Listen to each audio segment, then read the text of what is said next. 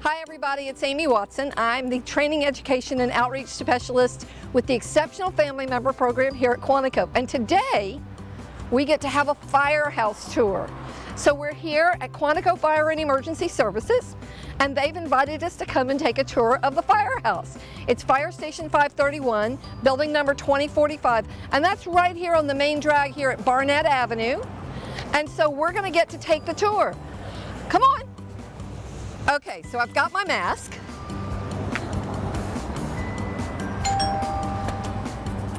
Hey! What? All right. Okay. Come on, y'all. Hey, y'all, I wanted to let our guides for the day, our subject matter experts, introduce themselves. So, I'm Matt Whalen. I'm one of the firefighter paramedics here at Quantico. and I'm Adrian Moore, and I'm a firefighter here at Quantico. here we go. Yeah, so this is our dining area. This is where we eat dinner at. Y'all have meetings in here too? This is usually just for meals. We all have family meals. And It's a cool fun. yeah. So our nice little American flag is made out of old fire hose. It's kind of unique for, you know, a firehouse to have something like that. So of course we have one. And this firehouse was built, I understand, in 1941. 1941? Yeah, so it was built right before U.S. entered into World War II. And this has been in continuous use ever since. Wow, it's really cool. And behind Whalen here is our kitchen. So sometimes, like tonight, we're all eating together. So we all prepare our food together and eat together as a family meal. There's no refrigerator. Yes, so we have a whole room that has different refrigerators in it. So a room full of refrigerators. Yeah. So Yes. cool. We have our file of life. This is something that everybody can have in their own home. It gives us some information. We go on calls. It's got a little sheet to fill out in here. It has your name, your address. It has some of your medical history, your doctor's names, the medications you're on, medical conditions, as well as allergies. And here's some more medical conditions, just to give us a good idea as to what your medical history is if you say you were unresponsive or weren't able to explain that to us. Okay, so we've talked a little bit about this, but when someone has some sort of an emergency, in a fire, you want them to leave. Of course. What else should they know about that? If your house catches fire or there's smoke within your house, the best thing for you to do is to be able to leave your house in the quickest but safest way possible. You and your family have to have a meeting point somewhere outside of your house. Whether it's going to be at a tree in the yard or in front of the neighbor's house or somewhere else where everyone knows this is where we're going to. So you can all be in the same place at the same time. So, like the mailbox, for example, would be another option. That would work. Okay. What if you're having a medical emergency and you all show up? What do we need to know then? So if there's a medical emergency, that's going to be a little different because the building itself isn't a dangerous environment to be in. So of course you can still stay there. But what we are going to need you to do is have someone waiting for us at the doors to let us in and guide us directly to whoever is actually having that medical emergency, because they may not be able to get up and come to us themselves.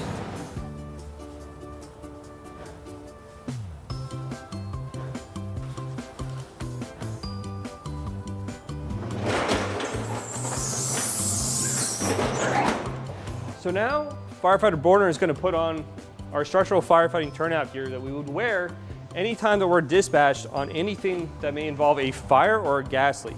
First, he's putting on his boots. These are much tougher than our regular station boots and can protect our feet from us stepping on anything or anything falling on the toes. Our pants protect our legs and our lower body. These are fully secured around the waist and fit like regular pants. We then have our hood. This goes up over top of our head. This protects our head and our neck from any kind of high heat or flame exposure. Next is going to be his jacket. This protects his upper body and his arms. This comes up. This has both a zipper and Velcro.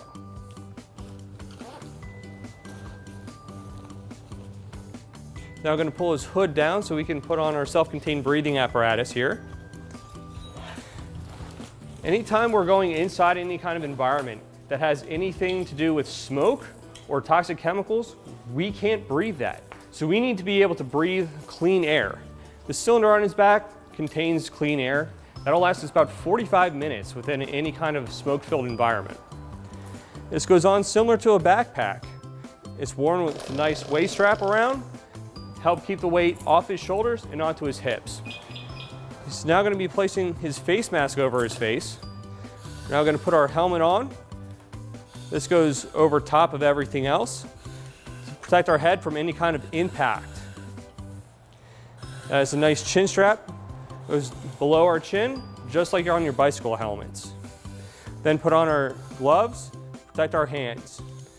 After this is on, he's completely covered from head to toe in fireproof materials, and he has his own source of air. So no matter what kind of environment we end up finding ourselves in, we're fully protected. So those beeps, that's part of our self-contained breathing apparatus. It has what's called a personal alert safety system. So if he stands there and he stands still, the motion sensors down here are going to detect that he's not moving. So as he's standing there, it's going to start flashing lights and start beeping.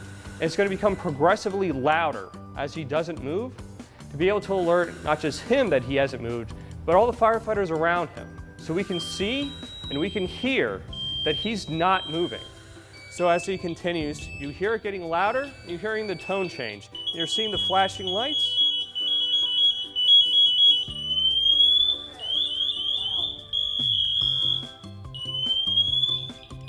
That's so we can help each other out if something happens to us. We're not scary. I'm still Scott. We're just here to help you. This is just something to protect us as we're looking for you.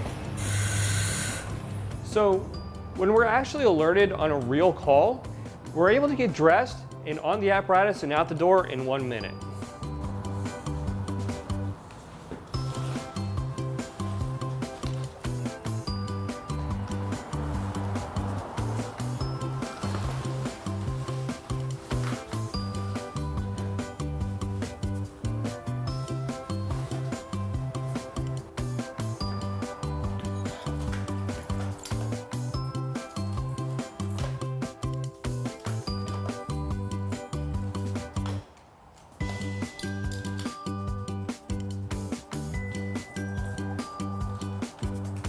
So now Scott has everything that he needs to be able to approach a building. And once we actually get on scene, if there's actually a smoke-filled environment, then he would turn on his self-contained breathing apparatus cylinder and place on his mask. Okay. So this here is Medic 531. This is the ambulance that covers the main side here on Marine Corps Base Quantico. So anyone who's experiencing a medical emergency or has been injured, this is the vehicle that's going to come respond to you to be able to provide medical care and take you to the hospital. So if we start here looking at our right, we have a stack of different drawers. Within those drawers, we have different equipment that can help us to administer medications to you. So as we move around to the front, you can then see into the pass-through compartment. Everything in there we can bring into your house or into the school or wherever you are to be able to bring the medical care to you. Then moving around to our left, we have trauma supplies. So if someone is bleeding, those are the different supplies that we're able to use to be able to stop them from bleeding. So these are our cots. So if we have to pick you up and transport you to the hospital, this is where you will be riding. The most important thing to remember with these is we are going to have to strap you down with seat belts, just like you do in a car. No different. They're just in a different place. So the biggest thing is to just not get scared. It's just like a normal seat belt. That way you don't fall out and you have a safe ride to the hospital. So we have several response apparatus here at Station 531. So we're going to show each one briefly. This first one here is Engine Company 531. This is the vehicle that's primarily responsible for actually pumping water from a fire hydrant onto a fire. So from the front, this here is where the officer in charge of the apparatus, normally a captain, is going to be riding. They have all of his personal protective equipment up there, as well as all the radios they need. Person sitting here in the right bucket is what's called the nozzleman position. This is the person that is actually deploying hose lines and going into the building to be able to suppress a fire. Here's the right side of the pump panel. We have both intakes and discharges. as well as our pre-connected cross-lay attack lines up at the top. These are the ones that we primarily use to be able to fight a building fire. These are 1 3/4 inches in diameter and 200 feet long. Our first compartment here contains additional hose to be able to both hook up to a fire hydrant and also be able to hook up to a standpipe. There are numerous high-rise buildings within this installation, and we can't actually get a regular hose from the apparatus to there. So within the stairwells, there's what's called a standpipe. It's a large pipe that contains 1.5 inch connections that we're able to connect to be able to extend a hose to the fire.